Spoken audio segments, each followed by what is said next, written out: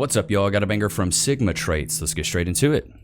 For attractive women, is this, like, how big of a concern is sexual harassment? Like, none of you guys are working with Harvey Weinstein out here, but is it actually common for attractive women to actually be harassed in the workplace? I would say yes. Really? Yeah. But with a caveat that it depends on the woman's comfort level, because harassment is subjective. So Yes, it is. If it's a chat, it's cool. If it's a guy you're not attracted to, it's harassment. Chat, let me know if you agree. You know, for example, if you're sending me explicit messages, like, yes, that's a clear delineation of sexual harassment. But my brother actually had an instance where he was pulled into an HR situation, and he had just put his hand on the back of his assistant and said, can you tell them that I need 5 more minutes, like, to go tell the new clients, like, just give me a second. And that innocent, innocent, like, just right? Like, hey, yeah. So that was an incident. So I think it really just depends on what you deem sexual harassment, and I feel for guys sometimes, because err on the side of caution. Never put your hands on somebody unless you're really close to them. Personally, for me, when I was in the workplace, never would touch a woman in any way, even if it was like shoulder bump, over the shoulder, like if they wanted to hug, cool, or something like that. But bro, just err on the side of caution. How do you know where that line is? I don't know. That's subjective. And when folks say things like believe all women, I have a question. Why? Really, why? Because I am inclined to believe stories of sexual abuse. I really am. But when folks say believe all women, you can't believe all women any more than you can believe all men or believe any other group of people. And to suggest that women are inherently more believable than men is sexist. To say that men don't deserve the same due process as women is sexist. And I believe that men shouldn't act like pigs. I've been only advocating this since I was a teenager. I agree with that. I think men should keep it in the pants, stop acting like a pig. Don't put your hands on girls. I agree with that. I'm the only man in America who was a virgin until I was married and proud of it. I've been advocating for a higher standard of traditional behavior on the part of men, literally my entire public career. But that doesn't mean that you get to carve out a section of crimes that don't require evidence. A twist. I mean, Ben Shapiro preaching. He preaching on that, buddy boy. I agree with that, because men are the ones that typically approach, and I've seen a lot of creeps in my day. I'll be honest, I've seen a lot of men being creepy. So guys need to stop approaching unless they know a girl's actually interested, especially at the workplace. It's like, come on, bro, just keep it in your pants. Came out recently that looked at the impact of the MeToo movement on academia. How do collaborations between men and women change after MeToo? Overall, I show women's productivity falls, largely due to fewer collaborations with men. I could see that making sense. And it actually shows that post-MeToo, women's productivity fell largely due to fewer collaborations with male researchers. The paper shows that this drop is most pronounced at universities where the perceived risk of sexual harassment accusations is highest. So the actual findings comparing research before and after the movement are right here. And as you can see, after the MeToo movement, collaborations with male researchers inside the same institution fell to close to 0. The author points out that men feel like if they accidentally say the wrong thing, they could be canceled or fired. She also notes that institutions that have clear policies on sexual harassment help reduce this perceived risk. And this isn't just in academia. The paper also cites a 2018 study which showed that 60% of male managers are uncomfortable participating in common activities with women due to the same concerns. And a curious finding of the study was that men make up for the loss in this collaboration by just collaborating more with other men, whereas women don't make up for it at all. The author concludes her findings by saying that MeToo was important for raising awareness, but it's also increasingly important for institutions to have really clear sexual harassment guidelines. I could see futures. I could see a future state of companies where they're like, we're not even going to hire women because it's a risk. The MeToo movement has become big enough to encompass everything, and diffuse enough to risk becoming nothing at all.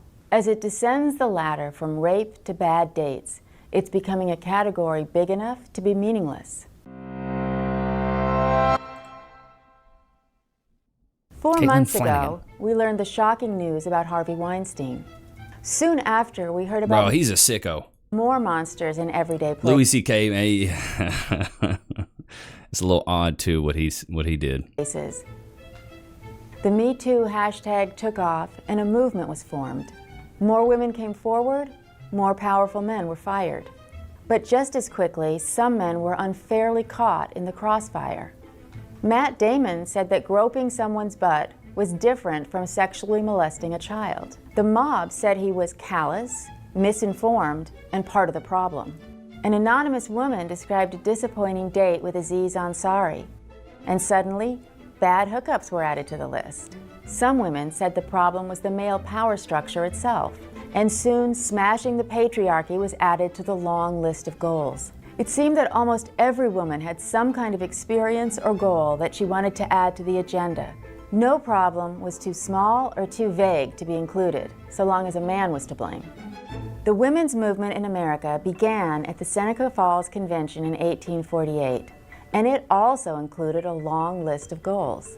Soon enough, leaders focused on one goal: suffrage.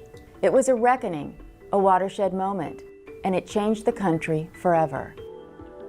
If MeToo is going to change America, it needs to focus on its original and most serious goal: ending the kind of workplace sexual harassment that has plagued women ever since they entered the workforce. I mean, I can agree. I don't think people should have to deal with that when they're at work. You know, I think that's a bad thing.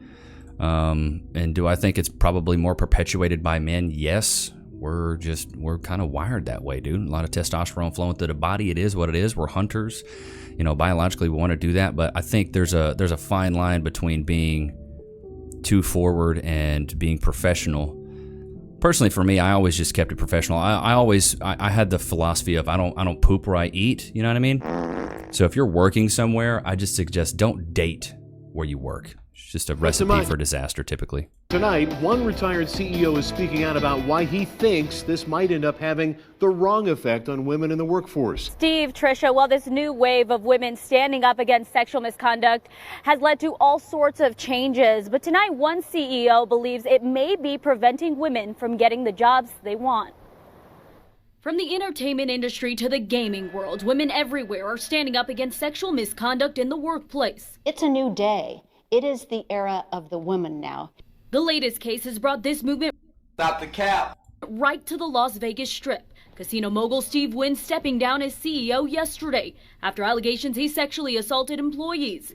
But is time really up?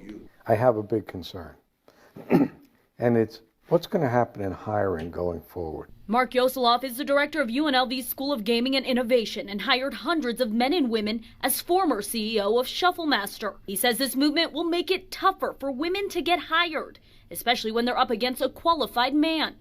They might elect to hire the man because they are concerned that down the road, whether they do anything wrong or not, there might be a she said, he said. Yosoloff says current CEOs he knows have already opted. Well, then a lot of these companies, if a girl says something, makes an accusation, the guy gets in trouble, but then the company gets in trouble. So it's a risk. It's a double-sided, or double-edged sword for the company and the actual employee. So I could see why companies would be like, yeah, we're good. Not to sit in meetings alone with women in fear they would do something to spark a complaint. It's a craziness that no executive wants to have to face. Many people. I can't blame them. I really can't blame them. If you thought that your career was at stake off of an accusation, you'd probably be very careful too. People, including myself, only became aware of the MeToo movement in 2017 when Rose McGowan, a white wealthy woman who was a famous actress, brought it up. But it was actually started all the way back in 2006 by Tarana Burke, an African-American social activist. Women of color have been speaking up about sexual abuse in low-income workspaces for ages, but they never garnered the same attention as a rich white actress. That's true. There's been some backlash about Me Too and some anxiety, as you might imagine. Many male managers and owners are feeling a little bit more tentative when working with and managing their female workers. Listen to this. A side result, an unintended consequence of the Me Too movement has popped up. Male executives and managers, some are now saying they are afraid to work with and mentor female colleagues in the workplace. So we're trying to find out, is it too hard to see the difference between mentoring and harassment? Listen, I can't get... Well, it's like when you can't define the terms and the terms are defined by one party, then yeah, it does make it difficult. And with that being said, we'll be right back. I know the dating scene sucks, but so does getting hurt in an accident. Have you ever found yourself involved in a personal injury case? As an image consultant, I meet a lot of clients who are actually recovering from all sorts of injuries, from car accidents to workplace injuries. And I was actually surprised to see at how many people lose their personal injury cases, which is why I want to talk about Morgan & Morgan, America's largest injury law firm. They specialize in a wide variety of personal injury cases, and they've won thousands of big cases. And if you do end up working with them, they're going to fight for the money that you deserve. Just recently, Morgan & Morgan solidified verdicts in Florida for $12 million and $26 million in Philly. That's up to 40 times the highest insurance offer. And I'm telling you, your case could be worth millions. And the best part is, it's all free unless you win your case. Now, if you've also been the victim of a personal injury or a serious accident, you can visit www.forthepeople.com/Levi, found in the description below, where you can start your free claim today. Give any more information. But I fear I may have girl bossed a bit too close to the sun. A large percentage of male managers were concerned about working with women one-on-one in the workplace. They were concerned about mentoring women. They were saying they were afraid to have meetings with women, to travel with women, and so on. It indicates that there are anxieties and fears that we need to address.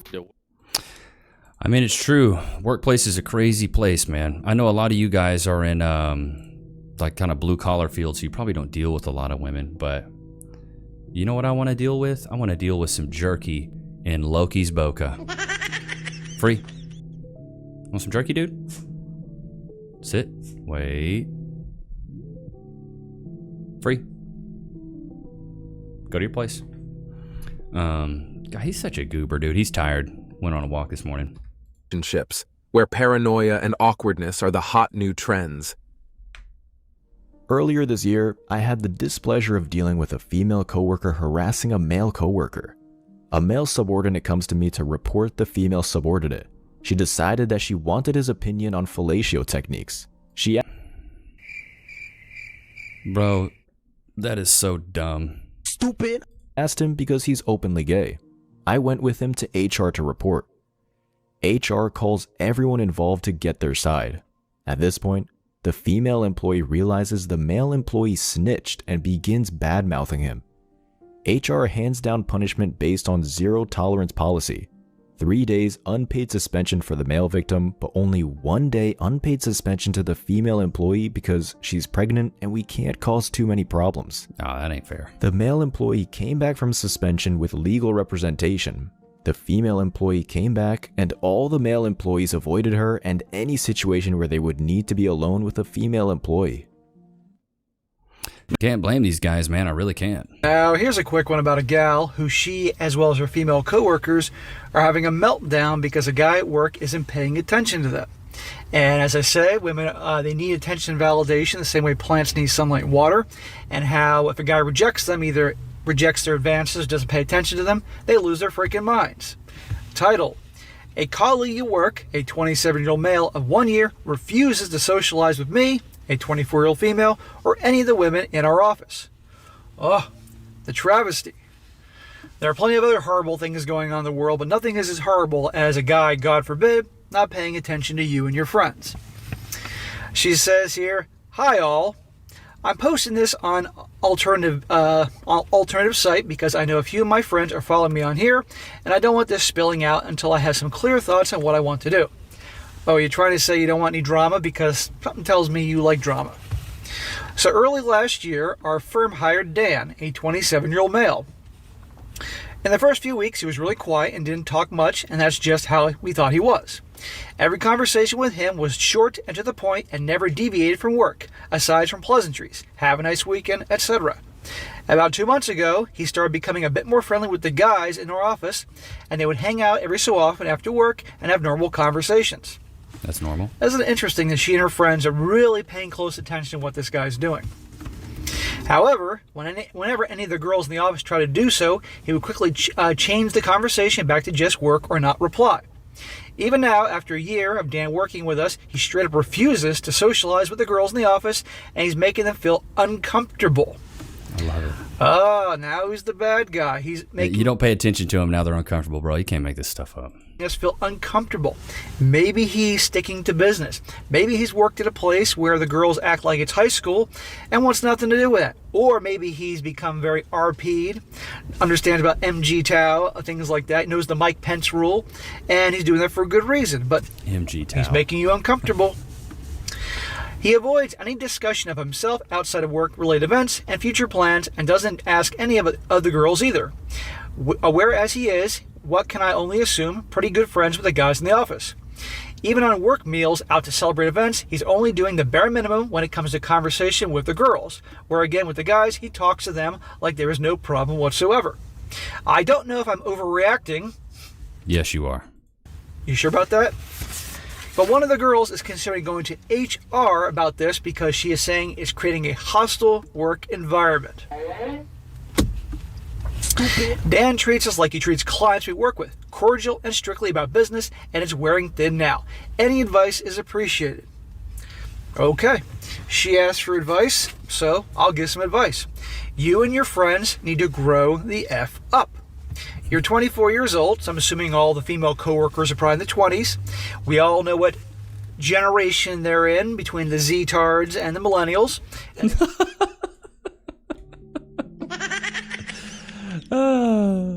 Man, it's just work, dude. Like, we don't have to pay attention to you just because we're at work, but it seems like this entire movement has really, hurt women more than it's hurt men. We did a video the other day, a female CEO, she's actually avoiding hiring women because she claims that women are lazy. You know what I mean? She's like, I would hire a woman, but she'd be underqualified for it because she has a software engineering company. She goes, I would hire a woman, but she'd be underqualified for another guy. Like, compared to a regular guy, she'd be underqualified and she'd be lazier. I was like, wow, that's crazy work. So it seems like, these women are the new victims of MeToo. They've pushed it so far and pushed men so far away that it seems like it's biting them in the tuchus, you know what I mean? Whereas I'm sure they did not want it to go this way. I'm sure they did not want it to end up this way, but it actually has.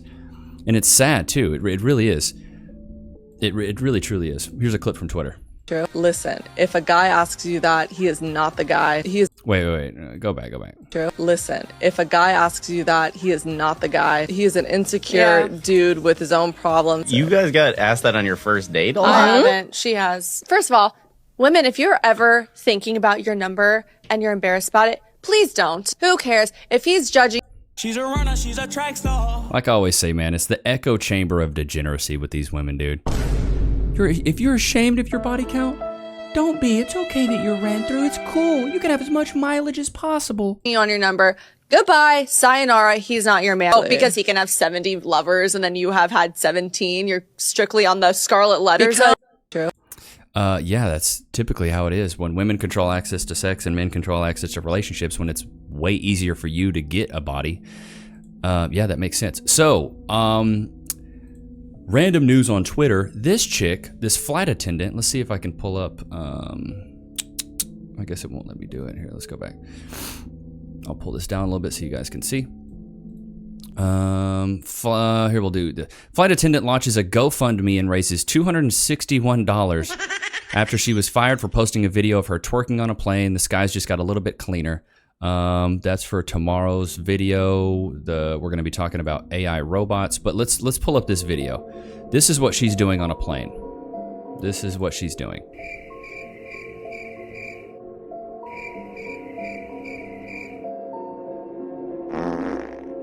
I'm so confused. Why are you dancing? Why are you twerking? Why? And then she starts a GoFundMe. Like, what is that? You can't do that on company time, baby girl. You can't do that on company time. And the fact that she doesn't have the professionalism enough to know that you can't do that is crazy to me. Absolutely wild to me. Because it's like you're representing the company. You're not just representing yourself. What you do in your personal life needs to be completely separate from what you do in your work life. Let me give you guys some advice, man. When you go to work, it's strictly work. Don't bring any of your personal baggage, any of your personal stories, anything of that to work. Because the thing is, other people will take that, and more than likely, if a woman hears it, maybe one day will weaponize it against you, or they will judge you based on what you're telling them. So keep it strictly work. I always told myself I don't poop where I eat, which means I don't date where I work. You do that, it's a great rule of thumb. because that way you have no risk of like workplace drama, workplace harassment. You avoid all that like the plague. But dude, I always kept work. I don't mix my personal life. Now, if people wanted to go and, oh, we're going to go get a drink on Friday, I would go with like my tight-knit group of guys, keyword guys, and we would go. It'd be like maybe 3 to 5 of us, and we'd go get a drink or something like that. But then after that, I'm like, all right, guys, it's 7 p.m. I got to go home. I'm out. I'm not going to I don't really party with my work friends because things can happen at work when you go mix work with your personal life. So what I would always tell guys is keep your work life and your personal life completely separate. But I hope you guys enjoyed today's episode. Loki, did you have a good time? Seems like he did. But I hope you guys enjoyed today's episode. Don't forget to like, comment, subscribe. Go cop the 2 ebooks, The 4 Pillars of Personality and The 4 Steps to Style that make you irresistible to women and respected by men. I'll see you guys tomorrow, man. Peace.